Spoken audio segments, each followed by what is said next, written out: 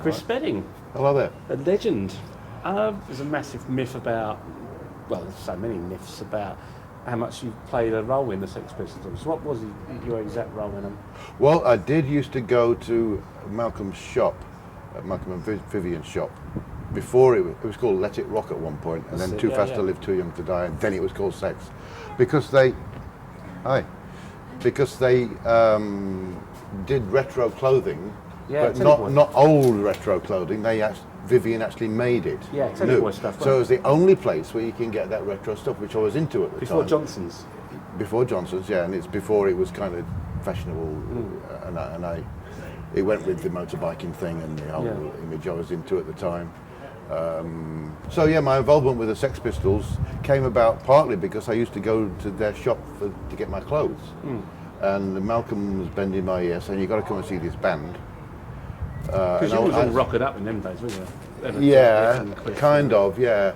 I was going for a sort of retro 50s thing. Yeah. But it seemed to sort of fit in with the punk thing. Because most rock musicians in 1975 were still going around with the platform shoes and the flared pants and the glitter jackets. In fact, when I had Motorbikin on top of the Pops, all the other acts were dressed like that, and I was the only one with the sort of more of the retro look. Yeah. And it seemed to fit in with the punk look, which happened a little later.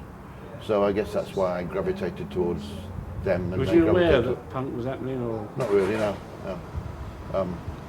No, it was just something new that was going on, and I went.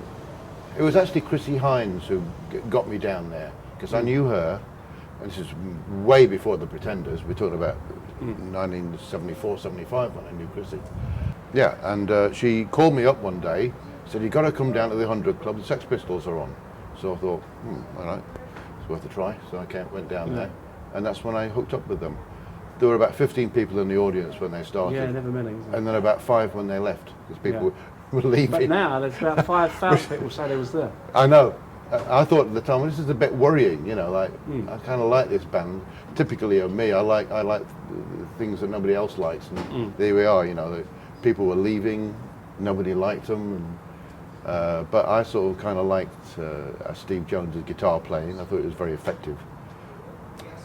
Chrissie had told me that he'd only been playing for a couple of years, and I'd been, at that point, probably been playing about 20 years, and I couldn't figure out a way of doing what he was doing better than he was doing it. Yeah, because people say that you played all the guitar. Oh, that's rubbish. I wouldn't have been interested in them if their guitar player was so bad they have to play all his parts for him. Yeah.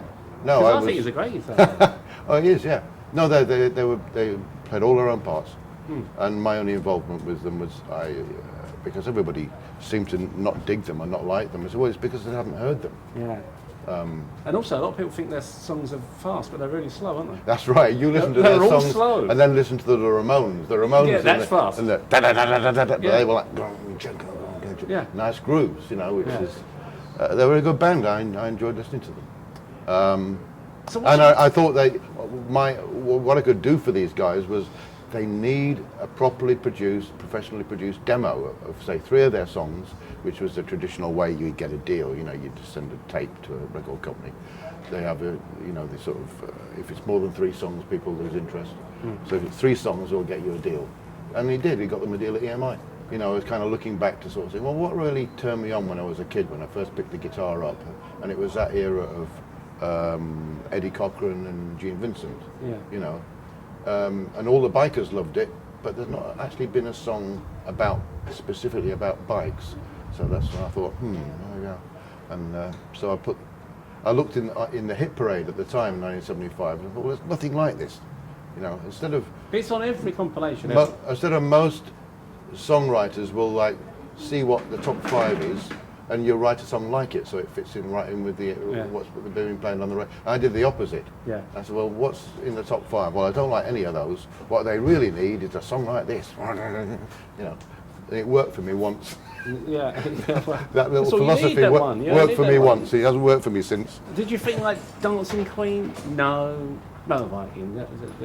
It's kind of, yeah. But now, looking back though, Dancing Queen is valid. You've got to prove that now. But is it like a Lou Reed thing? You have to play Walk on the Wild Side every night? If somebody go on, you go, oh, I've got to go, I've got to play it again. Well, if you think like that, then you shouldn't have done it in the first place. Really, you've got to be careful what you do. No, I enjoy playing that song. Yeah. And I enjoy the reaction it gets. Yeah, I mean, it's on every. I've got it on the. Andy's playing all right now, and it goes down great. You know, you've got to play those songs. People expect it.